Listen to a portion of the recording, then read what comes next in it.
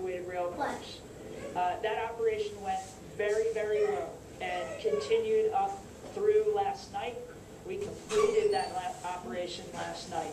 At around 7:40 last night, after that operation was completed, we started a steaming operation for the inside of the breech tank car. If I can remind everybody, the cargo is held or carried in a steel cylinder. That steel cylinder is not the cylinder you see on the rail car, but there's 4 to 6 inches of insulation that you're not seeing, and then the outer jacket, which is the rail car you actually see. So the structures associated with this are pretty complex.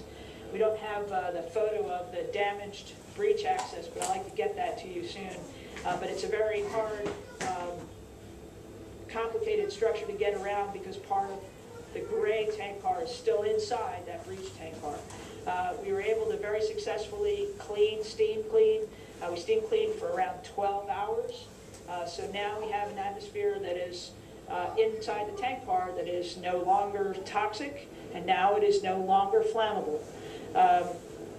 We did that through that operation, and actually for the past, do my math in my head, about 46 hours, we have not detected vinyl chloride at the site, and we have no detections of vinyl chloride in the community.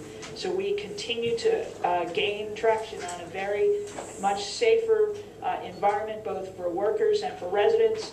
And the evacuation zone, as well as the outer side of the community, we have not seen, have not detected vinyl chloride for the entirety of this period.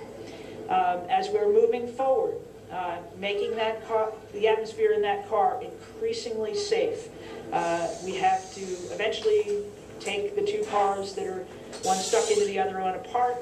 In order to be able to do that, we have to have a very safe atmosphere. So we've added nitrogen, dry nitrogen, into the breech tank car. And that's an inerting product. It helps somewhat dry, but it also basically is a very safe atmosphere to put in that car, and will keep that atmosphere in that car through the rest of this operation. We were also able to accomplish an investigation of the underwater structures on the Delaware River side of the railroad bridge to make sure that there are no obstructions related to bringing the crane barge up. Many of you have actually seen maybe the boom from the crane barge in the neighborhood. The crane barge is on site.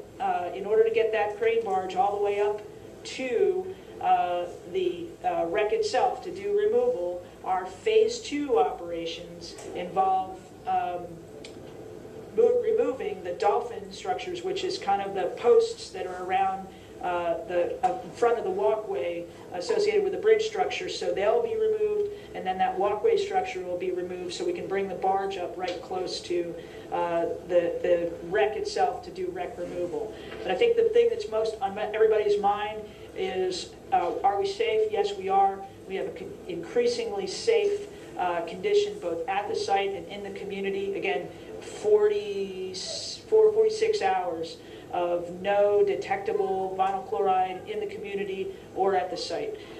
So we increasingly get a safer and safer. Well, that is perhaps the headline there. As you've been listening to Kathy Moore from the United States Coast Guard saying at this point, no detectable levels of that vinyl chloride in the air around Paulsboro, New Jersey. Of course, the evacuation remains in place. She detailed some of that complicated cleanup procedure that is still on pace right now to be wrapped up by Sunday, as they indicated. But of course, we continue to monitor that situation in the event that evacuation lasts any longer than that, much of the frustration of those who live there. Yeah, so that press conference, as it continues, is streaming live on our website. Go to 6abc.com right now, especially a lot of people living in that area wanting to get that update.